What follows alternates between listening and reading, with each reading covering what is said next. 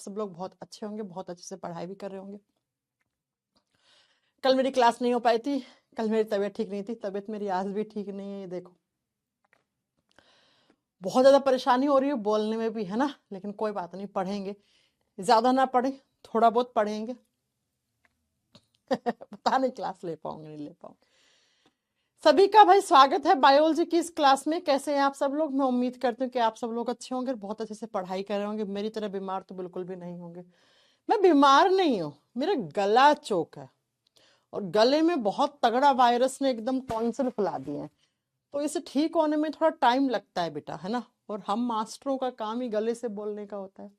अब गला नहीं ठीक होता है तो पूरा शरीर ही कमजोर जैसा हो जाता है ना। लेकिन मैंने सोचा भाई कल भी छुट्टी हो गई थी, आज फिर छुट्टी कर लेंगे तो कैसे काम चलेगा, कैसे काम चलेगा। तो थोड़ा थोड़ा गले को आराम दे दे के पढ़ाई करेंगे, लेकिन करेंगे जरूर। चलो भाई स्टार्ट करते हैं अपनी आज की क्लास। हम पढ़ रहे थे डाइजेस्टिव सिस्टम, पाचन तंत्र। पाचन तंत्र मुंह से शुरू होता है, माउथ से शुरू होके फिर हमने पढ़ा था माउथ में टीथ, टंग, सलाइवा, लार, सबके बारे में पढ़ लिया था। उसके बाद खाना जाता है ईसोफेगस, जिसको हम फूड पाइप कहते हैं, भोजन नली कहते हैं। ईसोफेगस का काम होता है जो मुंह का खाना निकला था हमने उसको पेट में ट्रांसफर करना। पेट का आकार जे शेप का होता है। टोटल 4 से 5 घंटे पेट में खाना रहता है। उसके बाद हमने पढ़ा था कि पेट में 3 हिस्से होते हैं, कार्डिया, फंडस, पाइलोरस। अब हम आज पढ़ेंगे कि जैसे ही पेट में खाना आता है उसके 1-1.5 घंटे बाद पेट में, स्टमक में जो ग्लैंड्स होती हैं, जिनको हम गैस्ट्रिक ग्लैंड्स कहते हैं, जिनको हम जठर ग्रंथियां कहते हैं, वो क्या बेटा, वो एक्टिव हो जाती हैं। तो जठर ग्रंथियां कहाँ होती हैं? जठर ग्रंथियां हमारे स्टमक में होती हैं, पेट में होती हैं। तो लास्ट क्लास में मैंने पढ़ाया था कि इस तरीके से स्टमक में फूड आ गया, है ना, ये खाना पड़ा है, तो खाना जैसे ही 1 से 1.5 घंटे आपके पेट में आए हुए हो गया, तो स्टमक में अंदर की तरफ यहाँ पर लाइनिंग होती है, यहाँ पर परत होती है, और इस परत में पाई जाती है जठर ग्रंथियां। इस परत में, इस लेयर में गैस्ट्रिक ग्लैंड्स होती हैं। क्या होती हैं बच्चों? गैस्ट्रिक ग्लैंड्स होती हैं, जठर ग्रंथियां होती हैं। और जठर ग्रंथियों का काम क्या होता है? गैस्ट्रिक जूस बनाना। इनका काम होता है गैस्ट्रिक जूस बनाना, जठर रस बनाना। यानी कि मैम गैस्ट्रिक ग्लैंड्स का काम होता है गैस्ट्रिक जूस प्रोड्यूस करना, जठर ग्रंथियों का काम जठर रस बनाना होता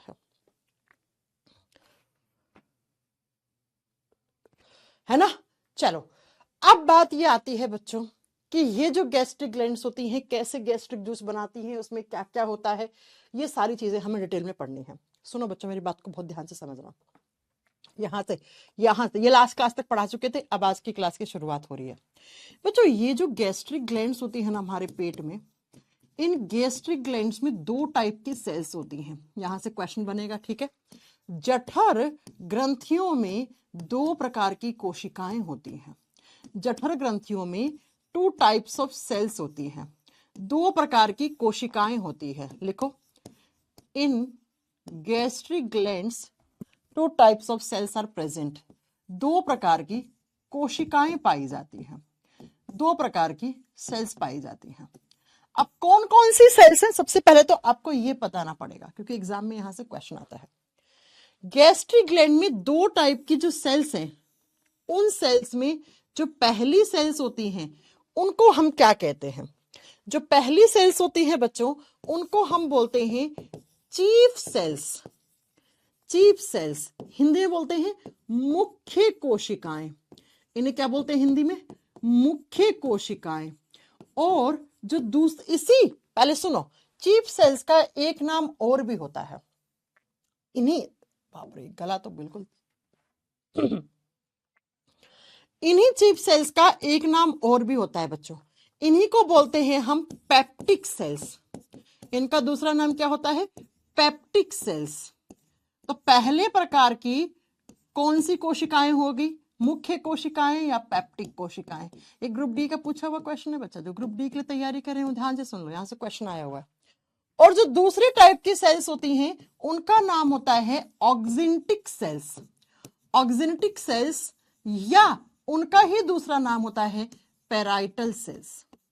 पेराइटल सेल्स, ठीक है, हिंदी में लिखो ऑक्सिनेटिक कोशिकाएं, हिंदी में हो जाएगा ऑक्सिनेटिक कोशिकाएं, या फिर इन्हीं को बोलते हैं पैराइटल कोशिका, या इन्हीं को बोलते हैं पैराइटल कोशिका।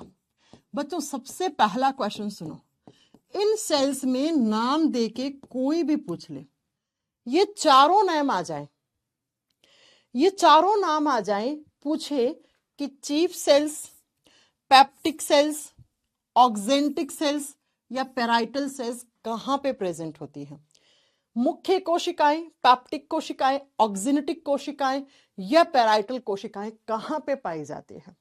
तो क्या बोलोगे बेटा, ये सारी हमारे पेट में, पेट में कौन सी ग्रंथियों में, गैस्ट्रिक ग्लैंड्स में, जठर ग्रंथियों में पाई जाती है।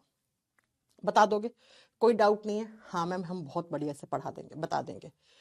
अब सुनो, ये सेल्स का अलग अलग काम होता है। देखो ये इसी का दूसरा नाम है, ये इसी का दूसरा नाम है, आपको नाम तो याद करने पड़ेंगे, मैं इसमें कुछ भी नहीं कर सकती। बेटा म्यूकस क्या होता है बाद में पढ़ेंगे, ठीक है? क्या है? पुलिस, पुलिस कौन आ गया मेरी क्लास में? ऑक्जेंटिक सेल्स या पैराइटल सेल्स का काम क्या होता है, ये हमारे पेट में एक एसिड, एसिड को हिंदी में बोलते हैं अम्ल, अम्ल का सिक्रेशन करती है। और पता है कौन सा एसिड? HCl, hydrochloric acid. और चीफ सेल्स या पेप्टिक सेल्स होती हैं, ये हमारे पेट में एंजाइम्स बनाती हैं। क्या बनाती हैं बच्चों, बताओ जरा? एंजाइम्स बनाती हैं, बता दोगे? एस लगाया है तो मैम कम से कम 2 एंजाइम तो होंगे ही होंगे। हाँ सुनो जरा, कौन कौन से 2 एंजाइम? पहले एंजाइम का नाम लिखना है आपको पेप्सिनोजन एंजाइम, बहुत ध्यान से पढ़ना, फिर मैं आपको एक कहानी की तरह याद कराऊंगी। Pepsinogen enzyme. और दूसरा एंजाइम होता है, उसका नाम होता है प्रोरेनिन, प्रोरेनिन, RENNIN, एक एन मत लिख देना, गलत हो जाएगा। प्रोरेनिन, ये 2 एंजाइम। तो मैं आपसे कुछ क्वेश्चन पूछना चाह रही हूं, जो ग्रुप डी के पेपर का क्वेश्चन था। ग्रुप डी के पेपर में क्वेश्चन आया, हमारे पेट में HCl होता है, उस HCl को बनाने वाली सेल्स का नाम बताओ। तो वहां पर ऑक्जेंटिक या पैराइटल का ऑप्शन होगा, वो सही करके आना था। हमारे पेट में 2 एंजाइम्स बनते हैं, और उन एंजाइम्स को बनाने वाला कौन सा, उन एंजाइम्स को बनाने वाली कौन सी सेल्स होती हैं, ये भी क्वेश्चन आपसे पूछ सकता है। हाँ जी मैम, ऐसे क्वेश्चन एग्जाम में आते हैं। अब अगर इनमें से आपसे पूछ ले HCl कौन सी ग्रंथि बनाती है, तब आपका आंसर क्या होगा बेटा? हाँ जी, तब आपका आंसर क्या होगा बताओ? ग्रंथि पूछ ले या सेल्स पूछ ले, तो आपका आंसर अलग अलग हो जाएगा, बता दोगे? हाँ जी मैम। अब मेरी बात को जरा ध्यान से सुनो, इसीलिए हम कहते हैं हमारे पेट में एक एसिड बनता है, और उस एसिड को हम क्या कहते हैं? उस एसिड को हम हाइड्रोक्लोरिक एसिड कहते हैं। और हमारे पेट में 2 एंजाइम, अब मेरी बात को बहुत ध्यान से सुनना, pepsinogen plus parietal plus acid, acid कौन सा? HCl, प्लस एक चिपचिपा पदार्थ हमारे पेट में निकलता है, उसी को आप क्या कहते हो? म्यूकस, श्लेष्मा कहते हो। और साथ में थोड़ा बहुत वाटर, पानी, इन सारी चीजों को मिक्स कर दो। कौन कौन सी चीज को? ध्यान से देखना, pepsinogen, prorenin 2 enzyme, HCl, mucus, water, इन सारी चीजों को मिक्स करके आप बोलते हो, इसी को नाम देते हो गैस्ट्रिक जूस। इसी को नाम हम क्या देते हैं? गैस्ट्रिक जूस बोलते हैं, इसको हम जठर रस कहते हैं। तो ऊपर मैंने क्या लिखा था? मैंने यही लिखा था शायद, देखो आओ यहां, मैंने कहा हमारे पेट में जैसे ही 1-1.5 घंटा हो जाता है खाना आए हुए, तो गैस्ट्रिक ग्लैंड्स होती हैं, वो गैस्ट्रिक जूस बनाती हैं, एक रस बनाती हैं, उसी रस को हम क्या कहते हैं? जठर रस। और ये जठर रस बना के इस खाने में मिक्स हो जाएगा, ये खाना आपने जो खाया था मुंह से, ये गैस्ट्रिक जूस आके इस खाने में गिर गया, गिर गया। अब आपसे एग्जामिनर पूछे गैस्ट्रिक जूस में कौन कौन से एंजाइम है? अरे जैसे सलाइवा में कौन सा एंजाइम था? सलाइवरी अमाइलेज, लाइसोजाइम, वैसे ही गैस्ट्रिक जूस में 2 एंजाइम, ये एंजाइम। गैस्ट्रिक जूस में और क्या होता है? एक एसिड होता है हाइड्रोक्लोरिक एसिड, गैस्ट्रिक जूस में चिपचिपा पदार्थ श्लेष्मा होता है और वाटर पानी, इन सारी चीजों को मिक्स कर दो तो क्या बनेगा? गैस्ट्रिक जूस बनेगा। जैसे मुंह में लार बन रहा था, पेट में जूस बन रहा है, गैस्ट्रिक जूस। अब इस गैस्ट्रिक जूस में एक स्ट्रॉन्ग क्या है? एसिड है। ये इतना स्ट्रॉन्ग होता है, इसी एसिड को आप आम भाषा में तेजाब कहते हो। अगर मैं इस एसिड को स्किन पे डाल दूंगी, मेरी स्किन जल जाएगी, जल के राख हो जाएगी। ये इतना स्ट्रॉन्ग होता है केमिस्ट्री में, इसी को हम तेजाब कहते हैं। और बच्चों, आपने केमिस्ट्री में पढ़ा है, जो एसिड जितना ज्यादा स्ट्रॉन्ग है उसके पीएच का मान उतना ही कम होता है। इसीलिए बच्चों, अगर आपसे आ जाए गैस्ट्रिक जूस के पीएच का मान क्या है, तो 1 से 1.5 करके आना। अगर आपसे पूछ ले पेट के पीएच का, स्टमक के पीएच का मान क्या है, तब भी आपका आंसर यही होगा 1 से 1.5। 1 से 2 वाला ऑप्शन भी चलेगा, 1 से 2 वाला भी चलेगा। जब आपके पेट का पीएच 1.5 से नीचे, है ना, 1 से नीचे आने लग जाए, आपको एसिडिटी हो जाती है, पेट में जलन का एहसास होने लग जाता है। तो नॉर्मली हमारे पेट के पीएच का मान 1 से 2 के बीच में होता है, 1 से 2 के बीच में। क्यों? क्योंकि हमारे पेट में एक स्ट्रॉन्ग एसिड, एक प्रबल अम्ल हाइड्रोक्लोरिक एसिड HCl निकलता है, और ये इतना स्ट्रॉन्ग होता है कि अपनी स्किन पर डल जाए तो स्किन जल के राख हो जाती है। अभी बताएंगे फिर पेट को क्यों नहीं जलाता, थोड़ी देर रुको, है ना। तो अब हमें एक एक करके पेट के पीएच का मान बता दोगे? हाँ जी मैम। अब बात करेंगे एसिड का काम क्या है। मैम, हमें इतना स्ट्रॉन्ग एसिड क्यों दिया, क्यों है ये इतना स्ट्रॉन्ग एसिड हमारे बॉडी में, हमारे पेट में? तो कुछ ना कुछ तो काम करता होगा ना। तो अगर आपसे पूछा पेट या गैस्ट्रिक ग्लैंड से निकलने वाले गैस्ट्रिक जूस में कौन सा एसिड है, तो एसिड कराओगे हाइड्रोक्लोरिक एसिड। ये अम्ल है बच्चों, ये अम्ल है, और इसी अम्ल की वजह से हमारे पेट का पीएच का मान कम होता है, 1 से 2, 1 से 1.5, 1.5 से 2 ऑप्शन में आएगा, चलेगा। अब मैम, ये एसिड अगर पेट में है तो कुछ काम ही कर रहा होगा, तभी तो है, नहीं तो क्यों है भैया? तो जरा लिखो इस एसिड के फंक्शन। ये क्या क्या कार्य करता है हमारे पेट में, क्या क्या काम करता है बच्चों हमारे पेट में? पहला काम, it kills germs and bacterias. ये जीवाणुओं और कीटाणुओं को मार देता है। बेटा, मैंने आपको लास्ट क्लास में पढ़ाया था कि हमारी लार में एक एंजाइम होता है, वो जीवाणु कीटाणुओं को मारता है। कमेंट सेक्शन में बता दो कौन सा, जल्दी बताओ। यह जीवाणु कीटाणुओं का नष्ट करता है, कीटाणुओं को नष्ट करता है। बच्चों, हमने खा लिया कोई बैक्टीरिया, कोई जर्म्स, बिना हाथ धोए सड़ा फल फ्रूट खा लिया, केला सड़ा हुआ खा लिया, तो क्या होगा? मुंह में लार में वो केला जब मिक्स होगा, उसमें जर्म्स वगैरह हैं तो लार मार देगा। अब लार के बस की बात नहीं है, नहीं मार पाया लार, तो वो कहाँ आके खत्म हो जाएंगे? पेट में खत्म हो जाएंगे। तो पेट में खत्म कौन करता है, आप बताओगे बेटा? हाइड्रोक्लोरिक एसिड इतना स्ट्रॉन्ग होता है कि वो जर्म्स बैक्टीरियाज को मार गिराता है। तो हमारे पेट की सफाई करने का काम कर दिया। हाँ, तो ये हमारे पेट की सफाई करता है बच्चों, पहला काम। सफाई का मतलब क्लीनिंग का मतलब बैक्टीरिया जर्म्स को रिमूव करके, पहला काम। दूसरा काम सुनो, इसी एसिड की वजह से आपको एसिडिटी होती है। एसिडिटी को हिंदी में बोलते हैं अम्लता। ये अम्लता करता है, इट कॉजेज एसिडिटी, ये एसिड एसिडिटी करता है। एसिडिटी कब होती है? शादी में गए, बहुत सारा खाना था, फ्री का था, प्लेट भर के खा लिया, मीठा नमकीन खट्टा सब पी लिया, लास्ट में पान भी खा लिया, है ना। क्या होगा? जितना ज्यादा जंक फूड खाते हो, ऑयली फूड खाते हो, मसालेदार खाना खाते हो, ज्यादा मसाले डली हुई सब्जियां खाते हो, नॉनवेज खाने वाले लोग, है ना, कितना नॉनवेज में मसाला डलता है, कितना तेल डलता है। और नॉनवेज मतलब प्रोटीन को तो पचाने के लिए और ज्यादा ताकत लगानी पड़ेगी, समझ रहे हो। तो आपने बहुत सारा खाना खा लिया, बहुत सारा ऑयली फूड, जंक फूड, मसालेदार खाना खा लिया, पेट एकदम भर गया ठुस ठुस के ऊपर।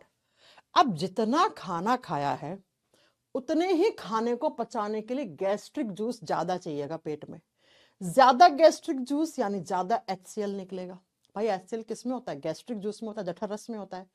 अब जितना ज्यादा जठर रस उतना ही ज्यादा HCl बनेगा, और HCl बहुत स्ट्रॉन्ग है, तो जितना ज्यादा HCl निकला उतना ही ज्यादा आपके पेट का एसिडिक मीडियम ज्यादा हो गया।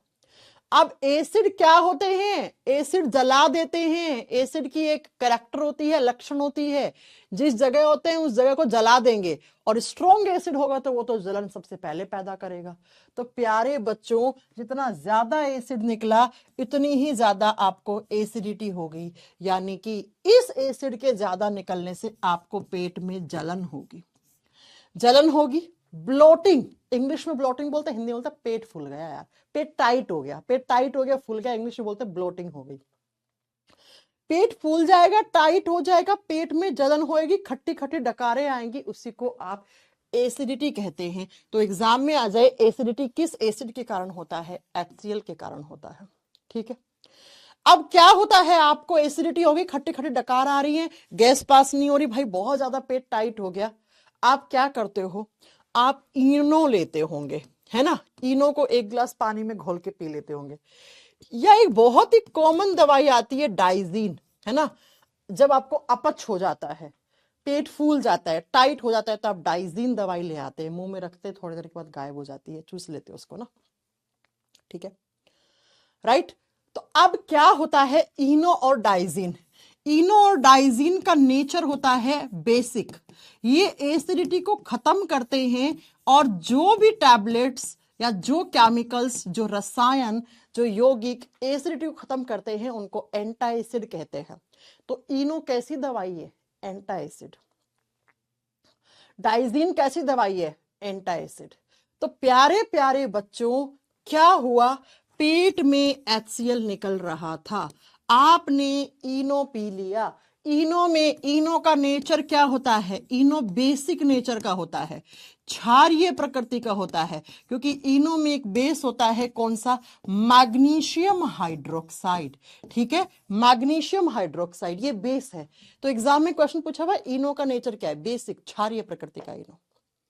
ठीक है, तो अब आपने जैसे इनो पिया तो क्या आ गया? इनो में एक बेस आ गया, कौन सा? Magnesium hydroxide. ये एसिड है, ये बेस है, ये अम्ल है, ये क्षार है। कितनी बार आपने पढ़ा होगा बचपन से, अम्ल और क्षार के मिलने से उदासीनीकरण अभिक्रिया होती है, बनने वाला प्रोडक्ट क्या होता है? Salt plus water. तो यहां से मैग्नीशियम क्लोराइड और पानी बनता है। तो इस बेस ने आके इस एसिडिक मीडियम को कम कर दिया, और आपके पेट की जलन, आपके पेट की ब्लोटिंग, सब कुछ खत्म हो जाता है, यानी कि आपकी एसिडिटी खत्म हो जाती है। राइट बच्चों? तो एग्जाम में क्वेश्चन आता है किस एसिड की प्रेजेंस से हमें एसिडिटी होती है? HCl। HCl के प्रभाव को कम करने के लिए इनो क्यों पीते हैं? क्योंकि इनो बेसिक नेचर का होता है। इनो में कौन सा बेस? हालांकि ये केमिस्ट्री में पढ़ोगे आप, कौन सा बेस? Magnesium hydroxide. तो मैग्नीशियम हाइड्रोक्साइड ने इस एसिडिक मीडियम को कम कर दिया, उदासीन कर दिया, इसको न्यूट्रल कर दिया, जिससे क्या बन गया? यहां से सॉल्ट और वाटर बन गया, नमक और लवण बन गया। ये मैग्नीशियम क्लोराइड ये लवण होता है, ठीक है, और पानी बन गया साथ में। राइट बच्चों? तो ऐसे आपकी एसिडिटी ठीक हो जाती है। अब जरूरी नहीं है इनो पियो, हल्का फुल्का एसिडिटी होती है ना, तो वो 1-2 घंटे बाद ठीक हो जाती है अपने आप। ठीक है, पेट से खाना नीचे चला गया छोटी आंत में, तो खत्म, एसिडिटी खत्म। राइट? क्योंकि मैंने कहा ना, पेट में 4-5 घंटे खाना रहता है, तो 4-5 घंटे के अंदर आपको एसिडिटी हो जाएगी। फिर पेट से नीचे की तरफ छोटी आंत में चला गया, तो फिर तो एसिडिक मीडियम खत्म हो गया ना। तो इसलिए 4-5 घंटे के बाद आपको ठीक भी हो जाती है एसिडिटी, नेचुरल तरीके से भी, आप इनो ना भी पियोगे तो। राइट बच्चों? ओके, चलो, तो ये हो गया है बच्चों आपका HCl का दूसरा काम। तीसरा काम, मैम इतना स्ट्रॉन्ग एसिड हमारे पेट में क्यों है ये बताओ। ये तो साइड के काम है, अब HCl का मेन काम सुनो, मुख्य कार्य सुनो। इसका काम होता है, it activates enzyme, it activates enzymes. पता है ये क्या करता है? ये एंजाइम्स को एक्टिवेट करता है। लिखिए, ये एंजाइम्स को सक्रिय करता है, एक्टिवेट करता है बच्चों, ये इसका मेन काम है। अरे बच्चों आप एक बात सुनना, मैंने अभी थोड़ी देर पहले पढ़ाया कि हमारे पेट में HCl और 2 एंजाइम है। आप जानते हैं ये दोनों एंजाइम एक्टिवेट नहीं है अभी, ये एक्टिव नहीं है। एक्टिव नहीं है मतलब ये क्या है, ये डीएक्टिवेटेड हैं। डीएक्टिवेटेड का मतलब क्या होता है, निष्क्रिय है, ये काम करने लायक नहीं है, अभी ये पचाने में हेल्प नहीं कर सकते। बोलते हैं ना मेरा फेसबुक अकाउंट मैंने डीएक्टिवेट कर दिया, फेसबुक अकाउंट है लेकिन वो काम में नहीं ले रहा हूं मैं। ऐसे ये एंजाइम्स हैं लेकिन ये काम करने लायक नहीं है अभी। इन्हें काम करने लायक बनाता है ये एसिड। ये एसिड आके इनके ऊपर गिरता है और एसिडिक मीडियम में ये एंजाइम डीएक्टिवेट से एक्टिव होते हैं, ये काम करने लायक बनते हैं। इसीलिए मैंने लिखा HCl का काम क्या है, इट एक्टिवेट्स एंजाइम, ये एंजाइमों को एक्टिव बनाता है। बोलता है एंजाइम एंजाइम जागो, तुम्हारा काम क्या है वो पहचानो। अब कैसे करता है एक्टिवेट, सुनो। जो गैस्ट्रिक जूस में पहला एंजाइम है पेप्सिनोजन, कौन सा, पेप्सिनोजन, उस पेप्सिनोजन के ऊपर आके गिरेगा, है ना। उस पेप्सिनोजन को क्या मिलेगा बच्चों, HCl मिलेगा। HCl ने कौन सा नेचर दिया है, एसिडिक, मैंने ए लिख दिया, अम्लीय प्रभाव दिया है। तो इसी अम्लीय प्रभाव से पेप्सिनोजन एक्टिव हो जाता है और पता है किस में बदल जाता है, पेप्सीन में बदल जाता है। किस में बदल जाता है, पेप्सीन में।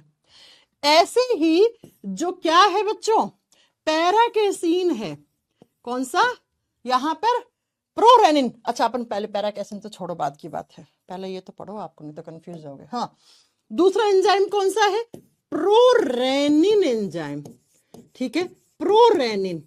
प्रोरेनिन जो होता है इसको भी एक्टिवेट करेगा और प्रोरेनिन के ऊपर HCl यानी एसिडिक मीडियम आया तो वो रेनिन में बदल जाता है, रेनिन में बदल जाता है। अरे मैम आप कहना क्या चाह रही हो, मैं इतनी सी बात कहना चाह रही हूँ कि हमारे पेट में जो गैस्ट्रिक जूस था, जठर रस था, उसमें ये 2 एंजाइम थे, ये काम करने लायक नहीं है, इन्हें काम करने लायक बनाया है किसने, HCl ने। तो HCl हमारे पेट में क्यों है, क्यों है समझ गए मैम, ये एंजाइम्स को एक्टिवेट करता है। अब मैं आपसे एक क्वेश्चन पूछना चाह रही हूँ, ध्यान से सुनना। पता है कुछ लोग क्या पढ़ाते हैं, कुछ लोग पढ़ाते हैं HCl डाइजेशन करवाता है। HCl एक एसिड, एसिड कभी पचाता नहीं, कभी डाइजेशन करवा ही नहीं सकता HCl, है ना। कुछ लोग पढ़ा के चले जाते हैं, थोड़ा सा उन्हें सेंटेंस करेक्ट करने की जरूरत है। HCl डाइजेशन नहीं करता है, डाइजेशन में हेल्प करता है। अगर एसिड डाइजेशन कर रहे होते ना तो बच्चा फिर एंजाइम्स की जरूरत ही क्या होती, हम बाहर से एसिड पी रहे होते दबा दब, समझ रहे हो। तो एसिड जो होता है वो डाइजेशन करवाता नहीं है, करेक्ट स्टेटमेंट है। HCl डाइजेशन में हेल्प करता है, सहायता करता है। कैसी सहायता, एंजाइम्स को एक्टिवेट करके। इसने एंजाइमों को काम करने लायक बना दिया। अब एंजाइम्स का काम क्या है, डाइजेशन करना। भाई एंजाइम्स क्या काम करते हैं, डाइजेशन करते हैं। तो ये दोनों आप कहेंगे हाँ भाई, हाँ भाई, हम सोए हुए थे, हम जाग गए, बताओ किसका मर्डर करना है ना। तो फिर अब क्या होगा बच्चों, ये जो पेप्सिन है ये पेट में प्रोटीन को छानेगा, प्रोटीन को ढूंढेगा और ढूंढ ढूंढ कर प्रोटीन को पचाएगा। अरे प्रोटीन खाते हैं हम, 3 तरीके का खाना खाते हैं, कार्बोहाइड्रेट, प्रोटीन, फैट। तो ये क्या करेगा, पेप्सिन, पेप्सिन प्रोटीन को ढूंढेगा, हाँ भाई प्रोटीन आ जाओ, लाइन में लग जाओ। तो प्रोटीन के ऊपर अटैक करेगा कौन सा एंजाइम, पेप्सिन। पी से प्रोटीन, पी से पेप्सिन, पी से पेट। बीपीएससी का पेपर का क्वेश्चन, थका हुआ क्वेश्चन। बीपीएससी ने पूछा हमारे पेट में कौन सा एंजाइम बनता है, वहां पर आंसर पेप्सिन करके आना था। अरे पी से पेट, पी से पेप्सिन और पी से प्रोटीन। पेप्सिन प्रोटीन को पचाता है। कैसे, इस प्रोटीन को तोड़ देगा किसमें, पेप्टोन्स में, या ऑब्लिक लगा के अथवा लगा के आप बताओगे पेप्टाइड्स में, पेप्टाइड्स में। यानी कि पेप्सिन एंजाइम जिसको हाइड्रोक्लोरिक एसिड ने एक्टिव किया था वो प्रोटीन को तोड़ देता है पेप्टोन्स और पेप्टाइड्स में। पेप्टाइड्स में, ठीक है। अब मैम प्रोटीन क्या था, प्रोटीन इतना बड़ा था, पेप्टोन्स इतने छोटे हैं, बड़ा छोटे में टूटता है तो उसी को तो डाइजेशन कहते हैं। लेकिन प्रोटीन का डाइजेशन कंप्लीट नहीं हुआ अभी तक। अरे कंप्लीट कब होता है, मैम ने पढ़ाया था, जब प्रोटीन अमीनो एसिड में बदल जाए, ठीक है, तब जाके प्रोटीन का डाइजेशन कंप्लीट होता है। तो क्या मैं ये कह दूं मैम पेट में प्रोटीन का पार्शियल डाइजेशन हुआ है? अरे पूरा थोड़ी हुआ है, नहीं मैम। जैसे मुंह में कार्बोहाइड्रेट शर्कराओं का डाइजेशन पार्शियल हुआ था, वैसे यहां पर प्रोटीन भी आंशिक तौर पे टूटती है। आंशिक तौर पर मतलब थोड़ी बहुत टूटती है, ठीक है, पूरी नहीं टूटती है, आंशिक तौर पे टूटती है। हाँ जी मैम, ठीक है। तो पी से प्रोटीन, पी से पेट, पी से पेप्सिन, पी से पेप्टाइड और पेप्टोन, ठीक है मैम। दूसरा, रेनिन एंजाइम क्या करता है? अगर आपने खाना खाने के साथ दूध पिया है या खाना खाने के बाद दूध पिया है, तो दूध को पचाने का काम कौन सा एंजाइम करता है? रेनिन। अब कैसे करता है वो सुनो। दूध के ऊपर गर्म करते हो, दूध के ऊपर मलाई आती है ना, वो मलाई क्या है? वो दूध वाली प्रोटीन है, इकट्ठी हो जाती है, वही मलाई बना देती है।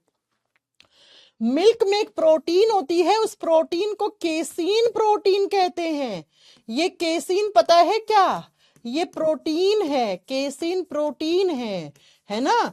तो जब दूध हम गर्म करते हैं तो दूध का सारा प्रोटीन ऊपर आके मलाई बना देता है, तो ये वही मलाई है बच्चा, है ना। आई बात समझ में? तो दूध में एक प्रोटीन पाई जाती है, उसका नाम केसीन होता है। तो मैं लिख दूं ये केसीन क्या है? दुग्ध प्रोटीन, दूध वाली प्रोटीन है बेटा।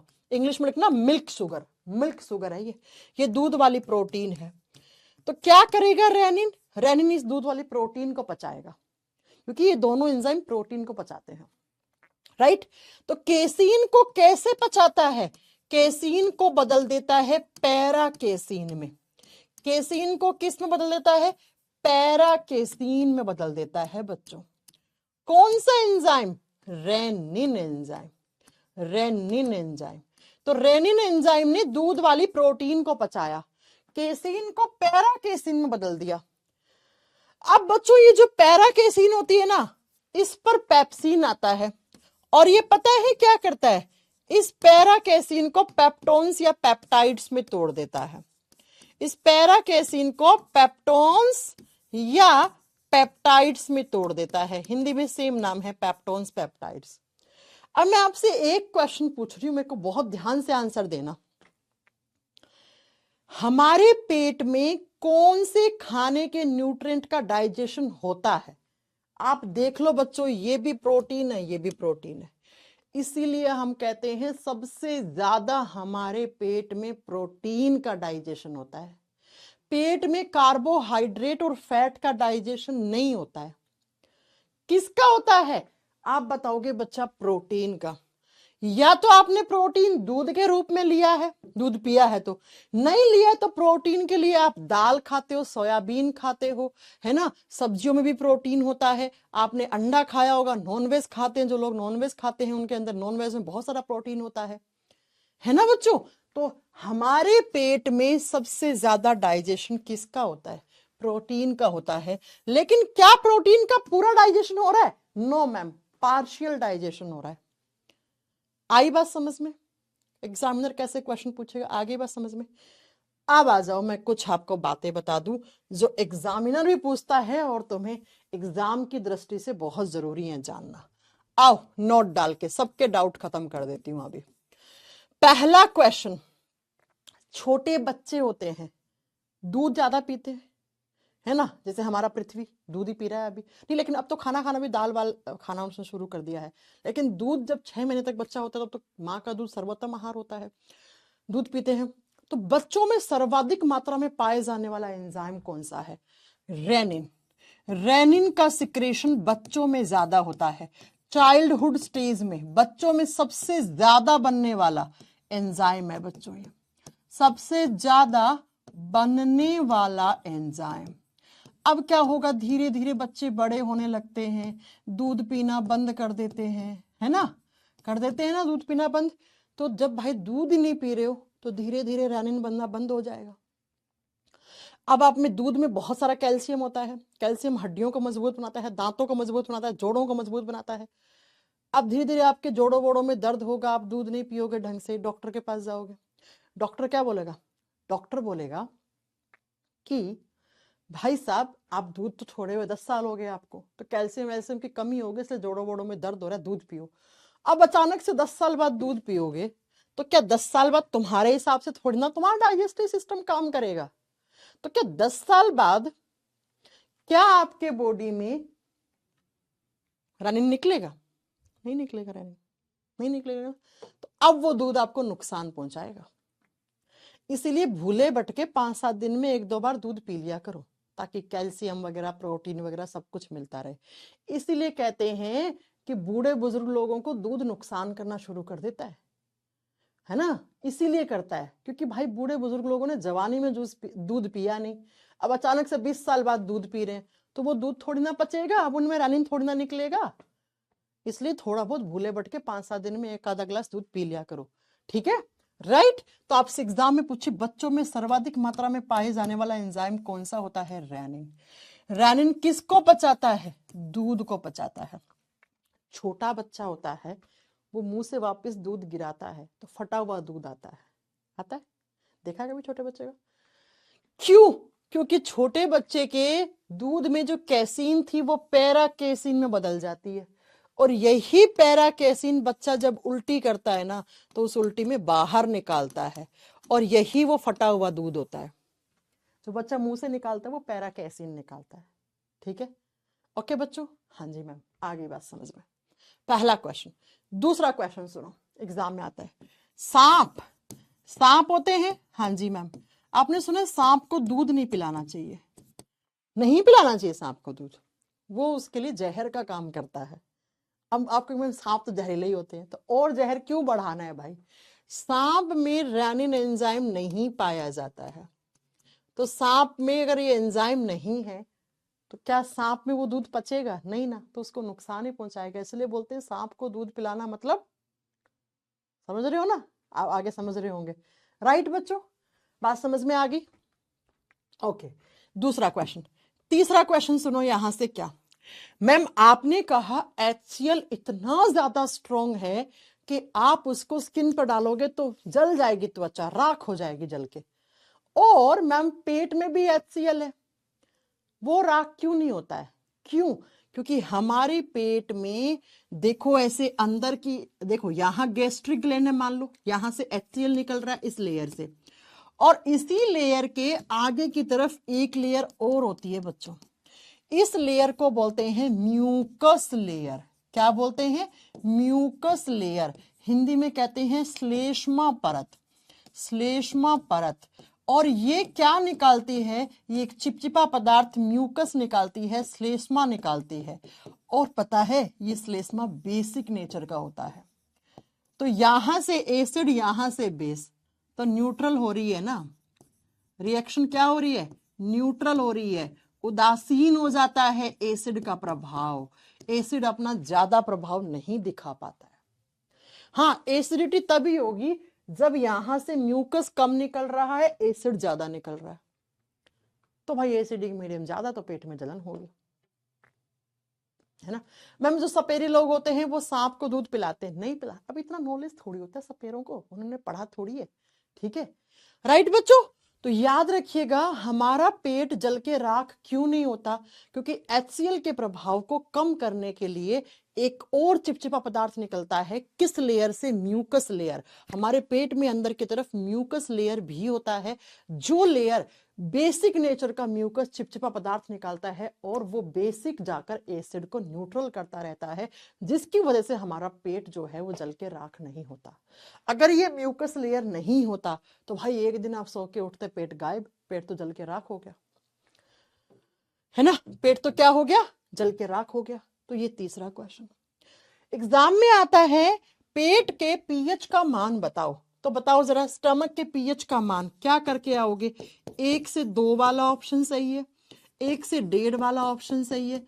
एग्जाम में आएगा कितने पीएच से कम पीएच का मान होने लग जाए कि पेट में एसिडिटी होता है, 1 से नीचे आके गिरने लग जाए पीएच का मान, तो पेट में जलन होगी, खट्टी खट्टी डकार आएंगी, पेट फूल जाएगा, उसी को एसिडिटी कहते हैं।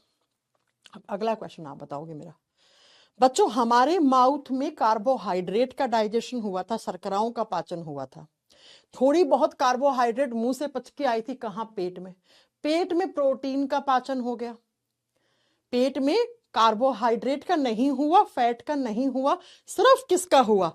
किसका? प्रोटीन का। इसका मतलब मैम पेट से अब नीचे की तरफ जब खाना जाएगा स्मॉल इंटेस्टाइन में, तो उसमें डाइजेस्टेड अनडाइजेस्टेड फूड सब मिक्स है, और पेट से जो नीचे की तरफ खाना जाता है ना, उस खाने को कहते हैं काइम। क्या कहते हैं? काइम कहते हैं बच्चों, CHYME, काइम। चाइम मत बोलना इसको, काइम कहते हैं। काइम कहाँ का फूड कहलाता है? स्टमक का। पेट में जो खाने का डाइजेशन हो गया है, उसके बाद जो डाइजेस्टेड और अनडाइजेस्टेड फूड है, उसके मिक्सचर को हम काइम कहते हैं। जैसे मुंह का खाना जब नीचे की तरफ निकला था, उसको बोलस बोला था। अब पेट से जब ये खाना नीचे की तरफ जाएगा, देखो ये आपका मुंह वाला पाइप था, फूड पाइप, ठीक है। इससे जो खाना आया था उसे हमने बोलस नाम दिया था।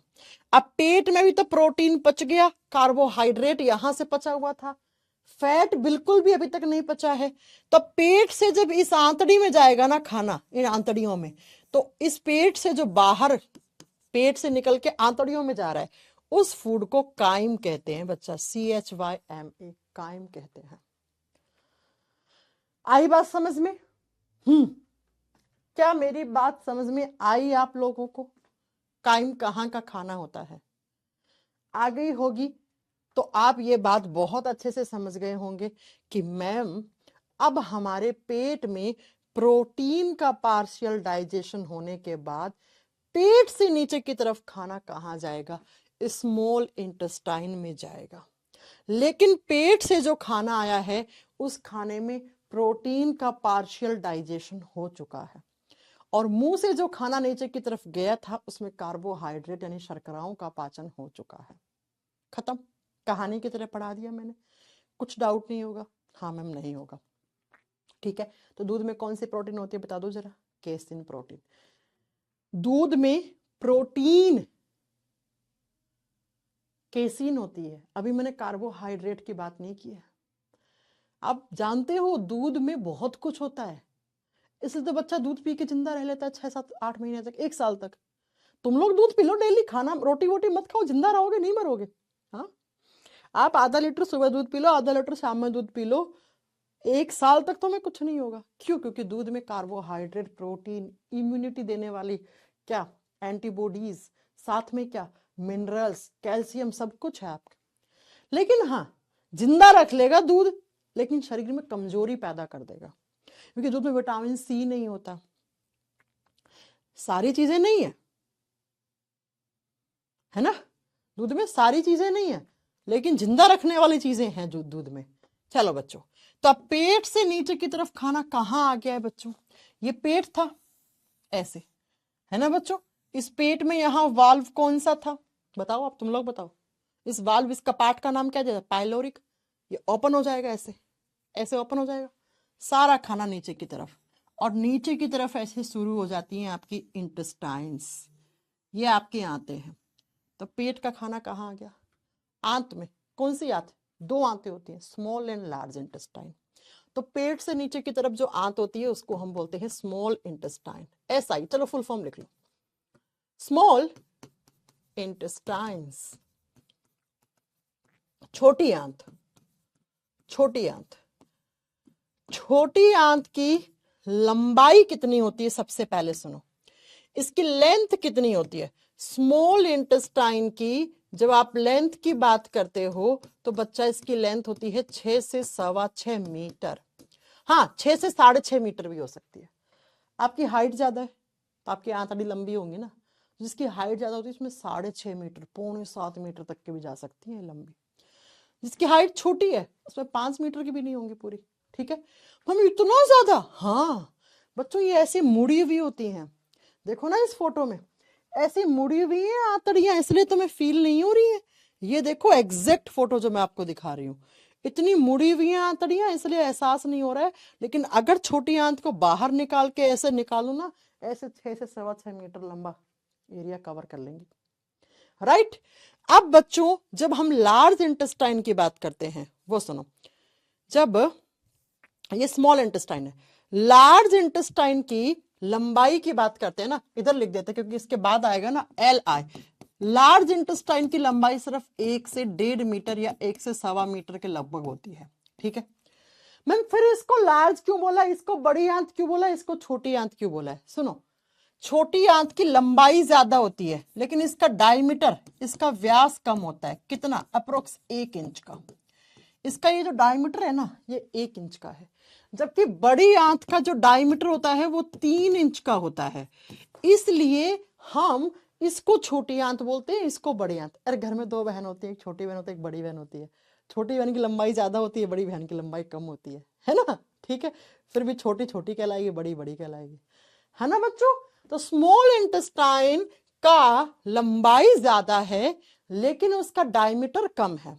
बड़ी आंत का लंबाई कम है लेकिन डायमीटर ज्यादा है, इसलिए ये बड़ी आंत है, ये छोटी आंत है। तो दोनों में लंबाई हमेशा स्मॉल इंटेस्टाइन की ज्यादा होती है।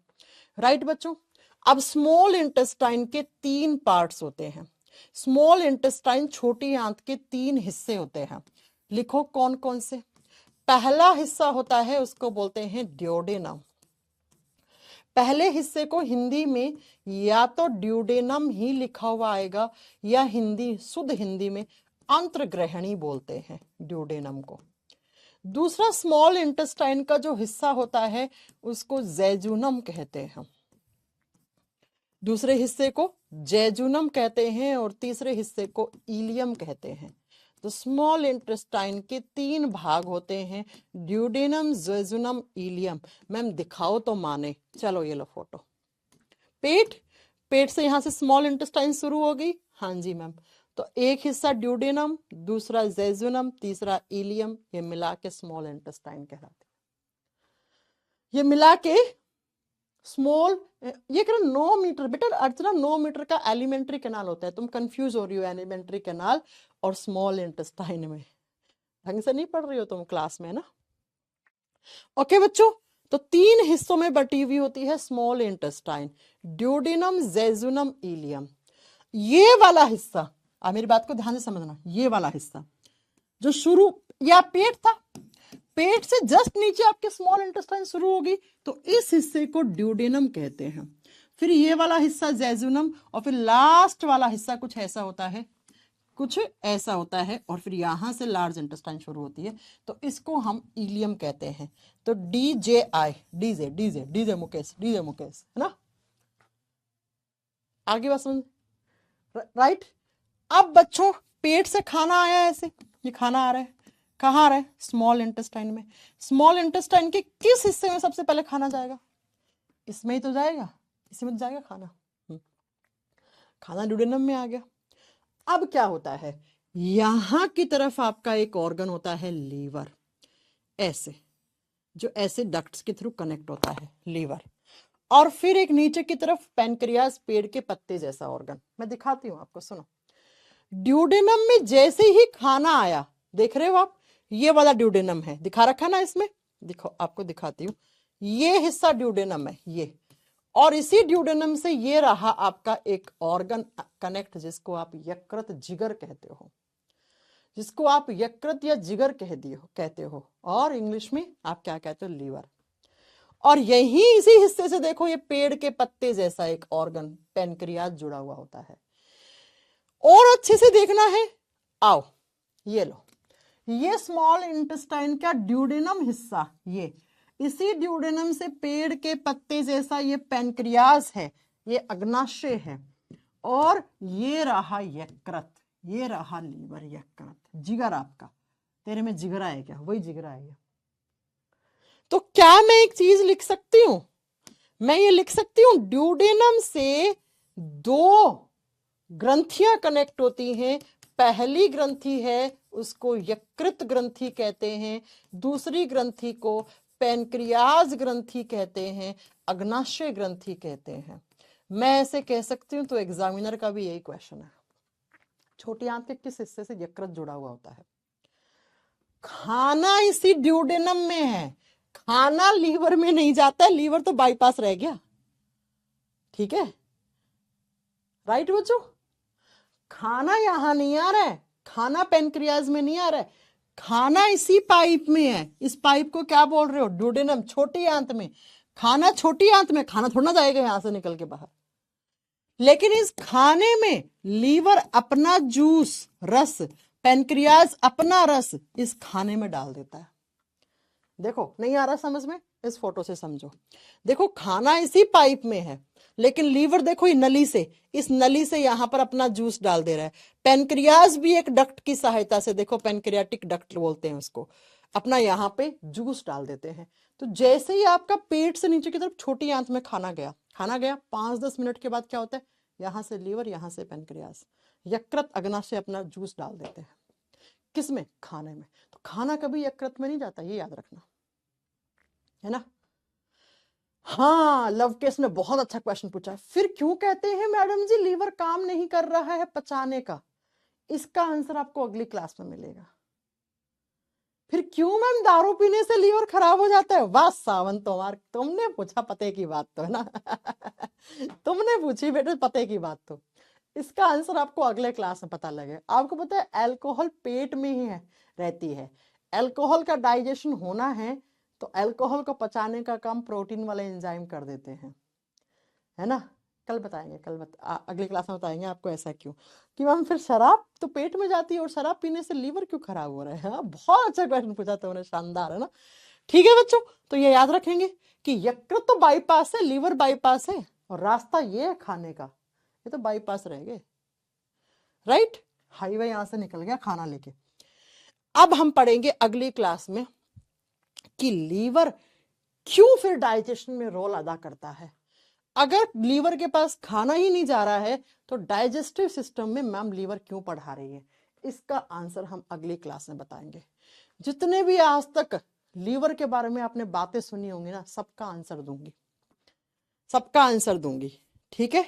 अब आज जितना पढ़ा है बस अगली क्लास में लीवर और पेनक्रियास हो जाना चाहिए खत्म, नहीं होगा तो उसके बाद एक क्लास में और 8-10 क्वेश्चन करवा के खत्म कर देंगे। अब बताओ कोई प्रॉब्लम हो तो आज की क्लास में? तुम लोगों को प्रॉब्लम नहीं है, लेकिन मेरे गले की हालत बिल्कुल सही नहीं है, बिल्कुल गला एकदम, मतलब क्या बताएं आपको बच्चों, गले ने तो हालत खराब कर रखी है फिलहाल। कोई डाउट, किसी भी टाइप का कोई भी डाउट पूछ सकते हो आप मेरे से, छोटा मोटा बड़ा पतला, कैसा भी डाउट है पूछिए बच्चों।